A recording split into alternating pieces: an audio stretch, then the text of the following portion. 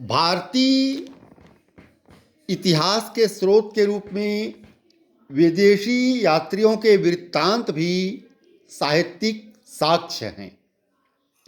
विदेशी लेखकों के विवरणों या वर्णनों से भारत की तत्कालीन राजनीतिक और सामाजिक दशा पर अधिक प्रकाश पड़ता है।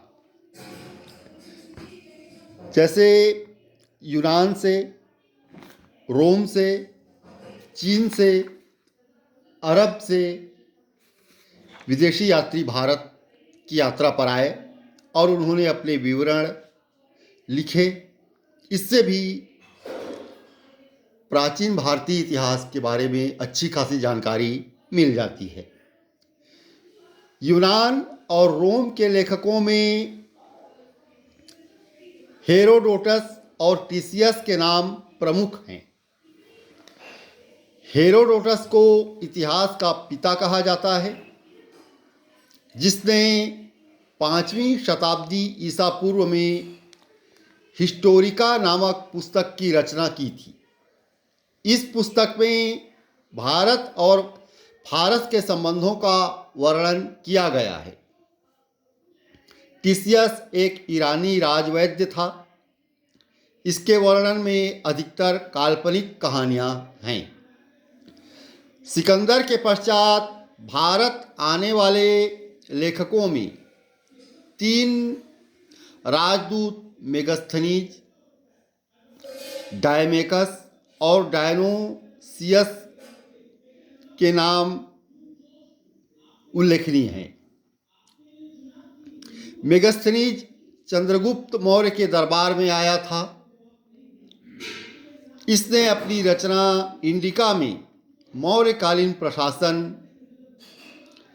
समाज तथा संस्कृति का विस्तार से वर्णन किया। यह सेल्यूकस निकेटर का राजदूत था। डायमेकस बिंदुसार के दरबार में आया था, जो सीरियन नरेश एंटियोकस का राजदूत था। डायोनिसियस भी बिंदुसार के दरबार में आने वाला मिस्र नरेश टॉलेमी फिलाडेल्फस का राजदूत था। रोमन विद्वान प्लिनी ने प्रथम शताब्दी में लैटिन भाषा में नेचुरल हिस्टोरिका नामक पुस्तक की रचना की।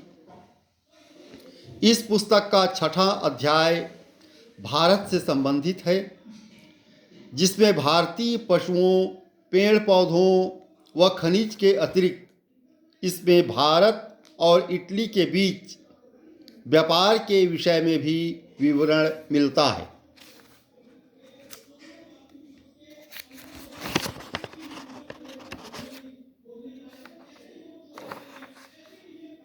अज्ञात लेखक ग्रीक नाविक की पुस्तक पेरिप्लस ऑफ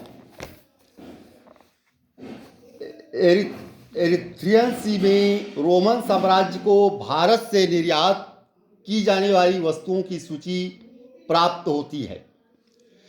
यह रचना 80 से 110 ईस्वी के मध्य लिखी गई, जिसमें लाल सागर, फारस की खाड़ी तथा हिंद महासागर में होने वाले व्यापार का वर्णन मिलता है। टॉलेमी की पुस्तक जियोग्राफी 2री शताब्दी ईस्वी, लगभग 150 ईस्वी के आसपास के भारत के भूगोल से संबंधित है।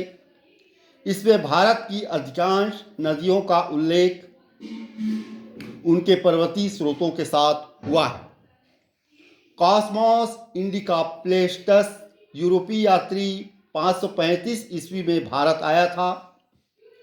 इसने अपनी पुस्तक क्रिश्चियन टोपोग्राफी में भारत और श्रीलंका के संबंधों का विशेष रूप से उल्लेख किया है। रोम और यूनान के लेखक के अलावा चीनी यात्रियों ने और अरब यात्रियों ने भी भारत की यात्रा की। इसका वर्णन आगे किया जाएगा। और ये सभी इन यात्रियों से के वृत्तांतों से, विवरणों से भारतीय इतिहास के बारे में अच्छी खासी जानकारी प्राप्त की जा सकती है। धन्यवाद।